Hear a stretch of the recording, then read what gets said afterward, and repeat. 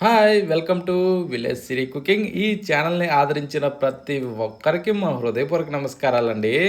ఈరోజు చాలా మంచి రెసిపీతో మీ ముందుకొచ్చానండి. చాలా అంటే చాలా బాగుంది. అదేమిటంటే పప్పుచారండి.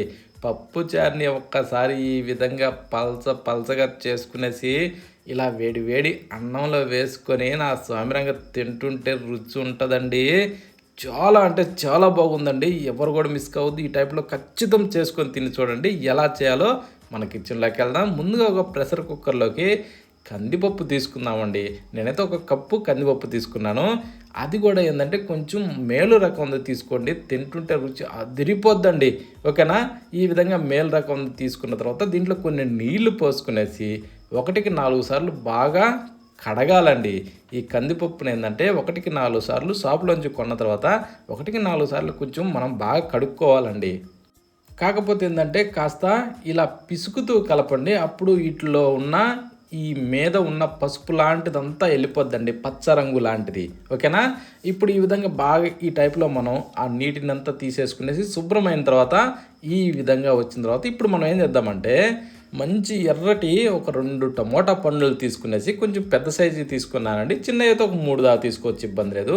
కట్ చేసి వేసుకునేసి ఒక 7, 8 ఎండుమిరపకాయలు కూడా దాంట్లో వేసుకొని, ఒక టేబుల్ స్పూన్ పసుపేసుకోవాలండి. ఇవి వేసిన తర్వాత ఇప్పుడు మనం ఏం చేద్దామంటే నీళ్లు పోద్దామండి ఒక గ్లాసు. అంటే చెంబు అంటారు కదా! ఆ చెంబుతోని ఒక చెంబు నీళ్లు పోసానండి. ఇప్పుడేందంటే మనకు విజిల్స్ రావాలి. ఆ టైప్‌లో నీళ్లు పోసుకోవాలి.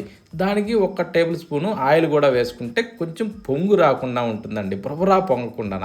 ఇప్పుడు మూత పెట్టేసి విజిల్లొచ్చే విధంగా చూసుకొని ఇప్పుడు స్టవ్ ఆన్ చేసి స్టవ్ మీద ఈ ప్రెషర్ కుక్కర్‌ని పెట్టేసుకునేసి, పెట్టిన తర్వాత దీన్ని మనం ఒక 4 విజిల్స్ ఖచ్చితం రావాలండి. కొంచెం బాగా మెత్తగా ఉడకాలంటే ఐదో విజిల్ గూడా రానివ్వాలి. ఓకేనా? అంతమందం నీళ్లు ఖచ్చితం పోసుకోవాలండోయ్! ఇప్పుడు స్టవ్ ఆఫ్ చేసేసి అందులో ఉన్న ఎయిర్ మొత్తం తీసేసి ఇప్పుడు కుక్కర్ మీద మూత ఓపెన్ చేసి ఒక్కసారి చూద్దామండి ఎలా ఉడికిందన్నది. కానీ చాలా గంధంగా ఉడికిపోద్దండి, ఇబ్బంది ఏం లేదు. ఓకేనా? ఇప్పుడు బేసనాన్ని ఇలా పట్టుకొని అలా అనంగానే సింపుల్‌గా మెదిగిపోద్దండి. అంత బాగా ఉడికిపోద్దండి. చూసారు కదా! గెంటితో అలా అనంగానే ఎలా అయిందో. ఇప్పుడు చూడండి ఒక్కసారిగా ఇలా అనంగానే అలా నలిగిపోద్దండి. ఇంకా మనం పప్పు గుత్తితో ఎనిపితే ఇంకా గంధం పల్చగా తయారైపోద్దండి. ఆ టైప్‌లో ఉడికిపోయిందన్నట్టు. ఇప్పుడు మనం దీన్ని ఏం చేద్దామంటే పప్పు గుత్తి తీసుకునేసి ఈ మిరపకాయలు కూడా బాగా మెదిగిపోతాయండి.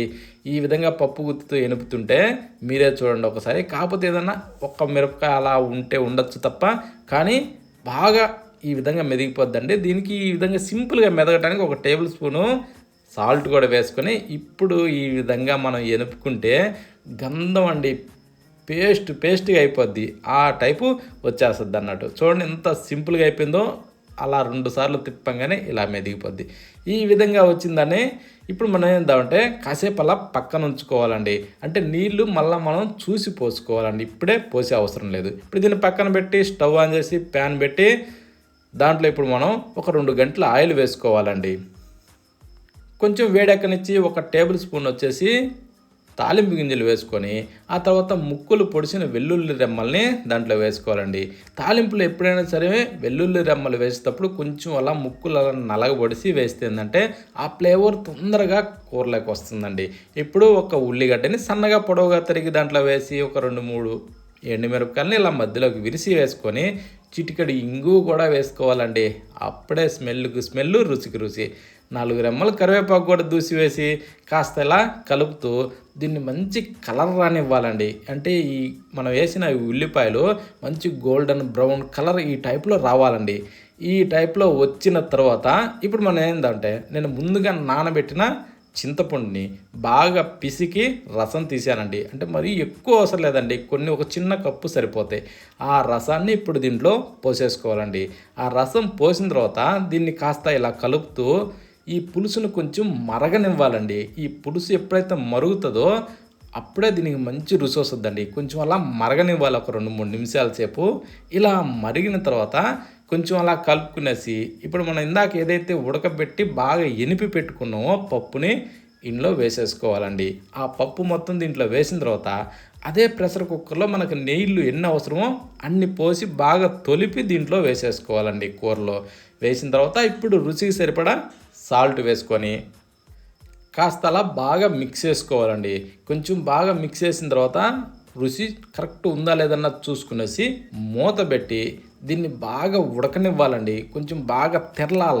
ఈ టైప్‌లో బాగా తుక అంటూ ఉడికితే అప్పుడు ఈ పప్పు చారుకన్నది టేస్ట్ అదిరిపోద్దండి. ఈ విధంగా వచ్చిన తర్వాత ఒక్కసారి చూసుకునేసి మీదకించి ఒక 4 రెమ్మలు అలా కొత్తిమీరని ఇరిసి వేసుకోవడమేనండి. కొత్తిమీర చల్లుకున్న తర్వాత ఇప్పుడు కాస్త అలా మిక్స్ చేసుకునేసి ఇక టేస్ట్ ఎలా ఉందన్నది చూసుకొని స్టవ్ ఆఫ్ చేసుకొని ఆ తర్వాత వేడి వేడిగా సర్వ్ చేసుకొని తింటుంటే రుచి మాత్రం అద్భుతంగా ఉంటుందండి. కాకపోతే ఏందంటే కొంచెం వేడి వేడి అన్నంలో ఒక్కసారి ఈ విధంగా పప్పు చారుని ఏసి కలుపుకొని తిని చూడాలండి.